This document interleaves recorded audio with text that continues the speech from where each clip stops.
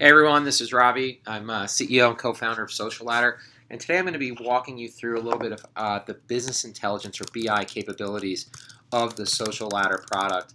I'm going to start by logging into a demo area so I can show you guys a little bit of these reports and actually how to access them and how they work. So I'm logged into my demo area. What I'm going to do is navigate over to reporting, which has been there for a while, but we've actually added some of this new visualization capability right into the reporting section.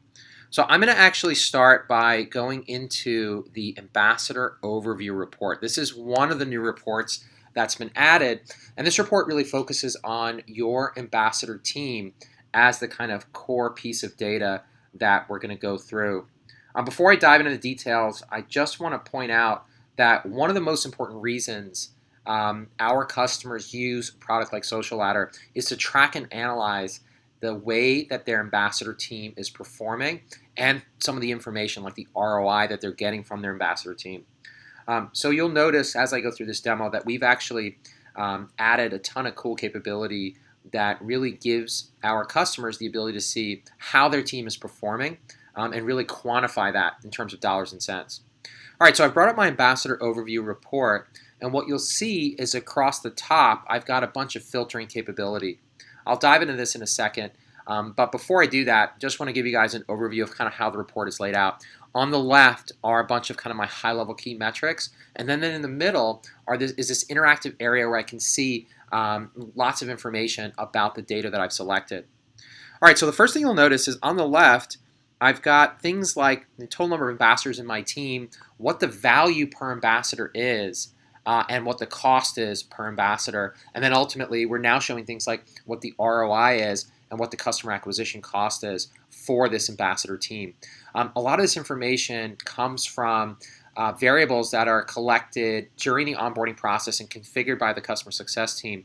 But what's really cool is when you think about it, ambassadors are doing tasks for you, and those tasks have a value, and you're rewarding ambassadors either through rewards or payments, and that's really where the cost element comes into play. And I'll show you a little bit more about this as we kind of drill through the data. All right, so one of the first things I'm going to do here is I'm going to show you kind of what we mean when we talk about the interactivity of the report. So I can see in this bottom left section I've got new ambassadors by month. I'm going to filter this information so that I can see kind of how the ambassador team performed just over the months of May and through, let's say, June, right? So you'll notice as I'm interacting with this slider here and I'm specifying that information, the report is updating in real time and it's showing me kind of how the data responds as I filter, as I slice and dice that information. So I can see overall the total number of new ambassadors I had decreased, or new ambassadors that I added decreased from months of May to June. But if I click on Philadelphia here, I can now kind of filter that down, and I can see that in Philadelphia, kind of as a segment, I can see that the number of ambassadors actually, I added one in May and one in June. So kind of the growth rate remained relatively constant. But when we talk about the interactivity, this is what we mean, right? So I can slice and dice this data accordingly. So I have Philadelphia selected, so now there's two ambassadors. If I unselect Philadelphia, I can see total between the time range of May through the end of June, I added 8 ambassadors to my community, and I can see kind of what that customer acquisition cost was that was driven by those ambassadors and how they performed. All of these various sections can also be zoomed into. So if I want to see kind of what are all of the ambassadors in this particular date range, I can just open this up in what we call focus mode, and I can see kind of who those ambassadors are, what the cost was, what the value was, and then how that value breaks down between how much they've driven in terms of direct conversions, right, whether it's sales or downloads or what have you, how much they've driven in field marketing tasks, what their earned media value was that they drove in terms of social media tasks, and so on. And ultimately, we're computing from that the ROI, right? How valuable is this ambassador? So as an example, I can see here Joe actually drove less value than Katie, but cost more, right? And that has to do with a variety of factors that I can obviously drill down into. All right, so what I'm going to do now is drive into another section of the report. So the ambassador density by region is pretty cool. I can actually click on, or slice and dice this data any way I want, and I can get a kind of a real heat map of where that activity is taking place or where those ambassadors are. And then I can obviously zoom in or drill down accordingly. And just like any of the other sections on the report, I can make this one section full screen and kind of drill down into the areas if I really want to see how my team is performing over there. All right, so let's dive back here into another key report that I want to share with you guys, which is the Challenges Overview Report. And this report, unlike the Ambassador Report, really gives an overview of the tasks that have been completed by your ambassadors. And again, just like the other report, you're going to see here things about value and cost. And now you understand a little bit of where that information is coming from. All right, so high level report is laid out kind of similarly. A few differences. I can see information including what the value is that was driven per segment, how many assignments versus completions there are, impressions, conversions. Really see any types of information that I want to. And just like the Ambassador Report, there's a number of filtering criteria at the top over here.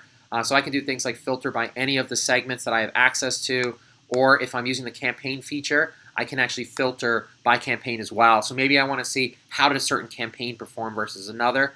That's no problem as well. All right, well, let's drill down into some of the data here. So if I wanted to see, for example, what my assignment and completion rate is, not just overall, but in Philadelphia, just like the other report, I can just click on that and I can see that information. And more importantly, I can go in here and actually look at what the individual challenges are that were assigned and completed during that time frame. So I can see here I've got a bunch of different challenges.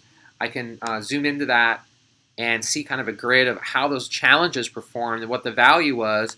And if I want to, I can drill through and actually see the assignment details. So who are the people that were assigned this challenge? Who are the people that completed it versus didn't complete it? And all that information is available for me kind of at my fingertips.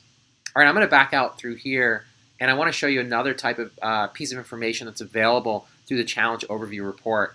So many cases what I want to do is I want to see the Instagram content that's actually been produced by ambassadors. So I can just come in here and say, all right, I want to see what's been produced by Philadelphia and simply drill through to the Instagram media.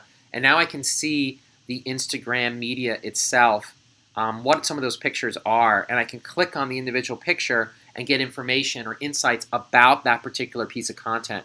So I can see Emily posted this picture. Here's the caption she used, how many likes and comments she got, what the earned media value was that was generated.